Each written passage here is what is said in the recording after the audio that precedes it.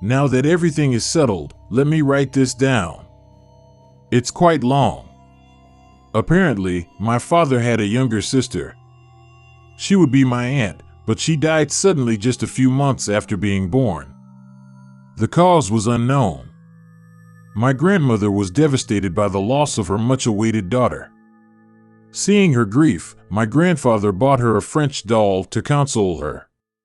My grandmother gave the doll the same name as my aunt, Chizue, and doted on it. She would stroke it every day, keep it by her side, keep it clean, and even sleep with it. Things changed after my younger sister was born. My grandmother was overjoyed when a girl was born into the family. Both my parents worked, so my grandmother practically raised my sister, showering her with love. Of course, I was cherished as well. But from then on, the place where Chizue had been carefully kept was no longer by my grandmother's bedside. Instead, it was moved to the Buddhist altar room. The altar room was a place with no one in it, only the family altar. I was often told to pay respects to our ancestors, and before dinner, I would be sent to offer sake to the altar. It was a dark, freezing, and eerie room.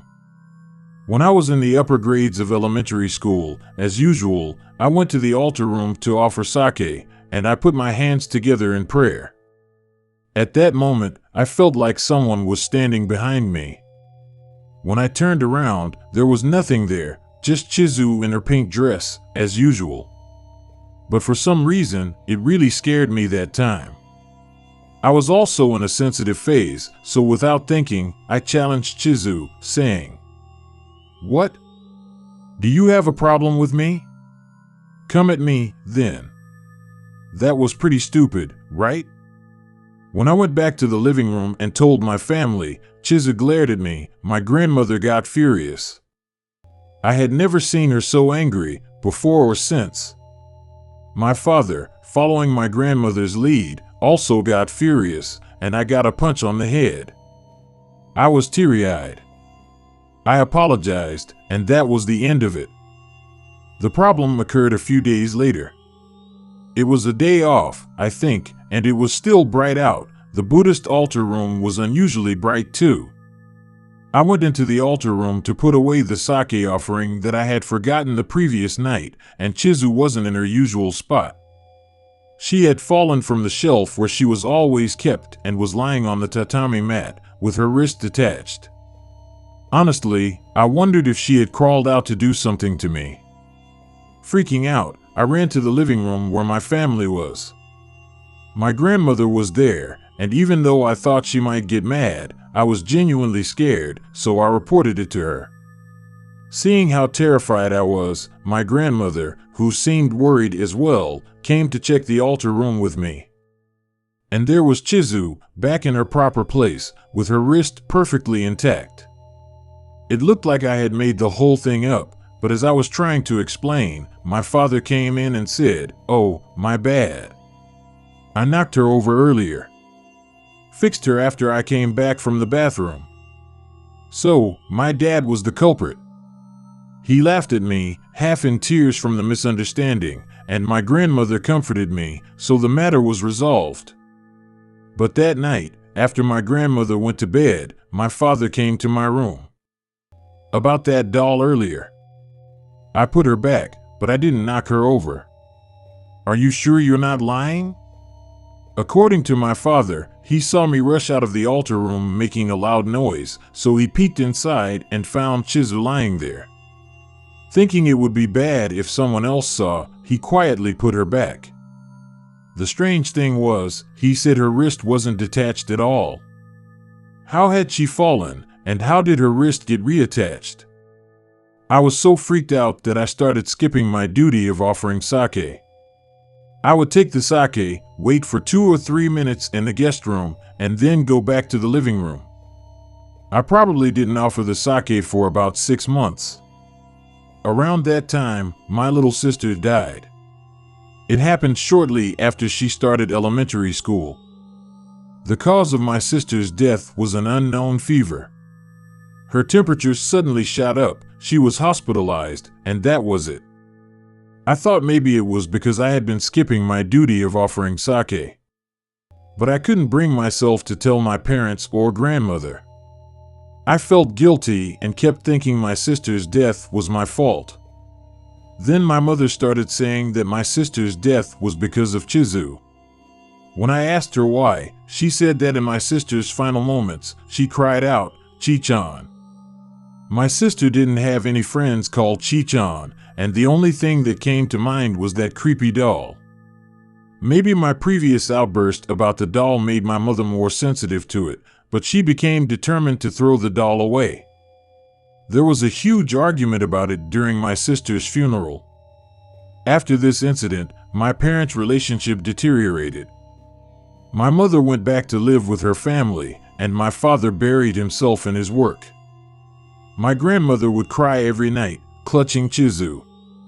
My father stopped coming home after work, and my grandmother did nothing but cry, so I ended up taking over the household chores around this time. Then my grandmother started showing signs of dementia. Looking back, it was inevitable. All she did was eat, stay holed up in her room holding the doll, stare blankly, cry, and sleep when she was too exhausted to cry anymore. One day, I went to call her for dinner and saw her eating something. I asked her what she was eating, and she said, "Rice." I thought, and when I looked closely at her face, there was a gold thread hanging from her mouth. In her hands was Chizue, half of her hair already gone. I think that moment scared me more than anything else. I quickly made my grandmother spit it out. When I tried to talk to my mother about it, she just kept saying, "I don't know that person anymore."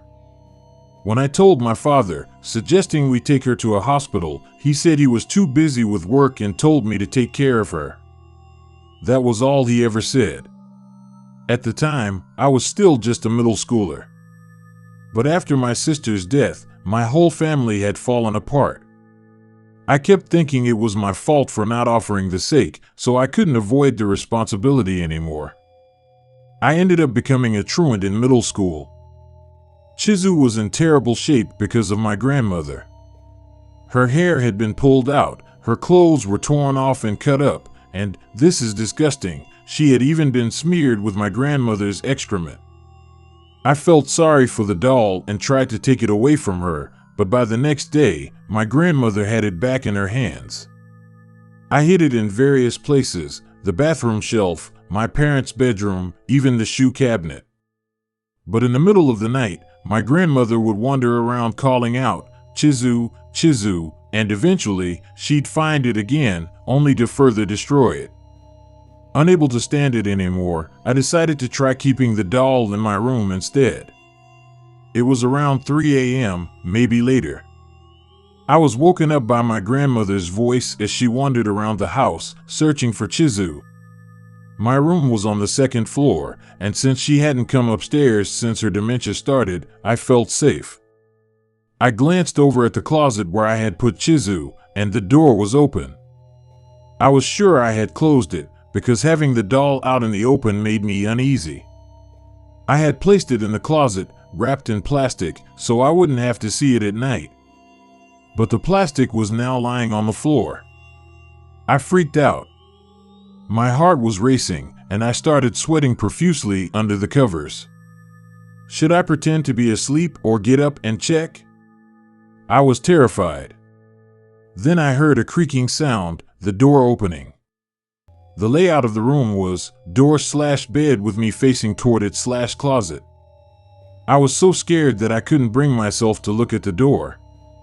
Then, suddenly, I heard a voice. "Chizue, so this is where you were?"